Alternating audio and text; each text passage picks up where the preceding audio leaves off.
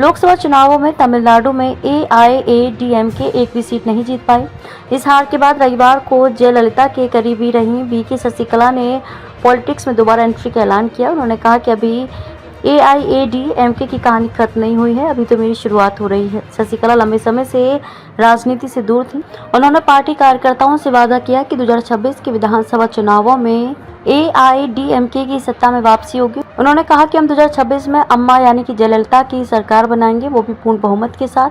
अब वक्त आ गया है, घबराने की बात नहीं है। तमिलनाडु की जनता हमारे साथ है, मैं इस वक्त मजबूत हूँ। लोकसभा चुनाव में हार को लेकर शशिकला ने कहा कि कुछ स्वार्थी लोगों की वजह से हमारी हार हुई है।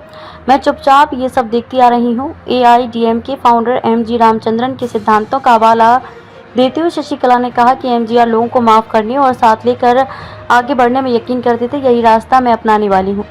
जयललिता की सबसे करीबी थी शशिकला, मंत्री उनके ऑर्डर पर काम करते थे।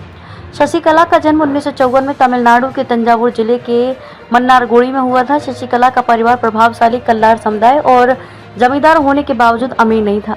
शशिकला की शादी 1973 में एम नटराजन से हुई थी। नटराजन तमिलनाडु सरकार में पब्लिक रिलेशन ऑफिसर थे। उनकी शादी में तब के मुख्यमंत्री एम करुणानिधि शामिल हुए थे। 1976 से 1980 तक नटराजन बेरोजगार हो गए थे, जिससे उनकी आर्थिक स्थिति चरमर आ गई थी। 1980 में नटराजन तमिलनाडु के साउथ अरकट जिले की डीएम वीएस चंद्रलेखा के पीआरओ बन गए।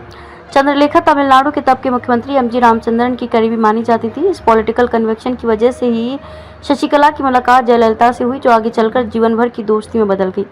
उस समय जयललिता एक उभरती हुई स्टार और एमजी रामचंद्रन की करीबी थी।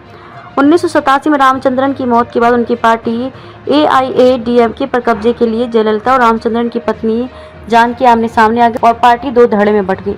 रामचंद्रन के परिवार ने जयललिता को किनारे लगाने की कोशिश की। इस दौरान शशिकला जयललिता के साथ हर मोर्चे पर मजबूती से डटी रही।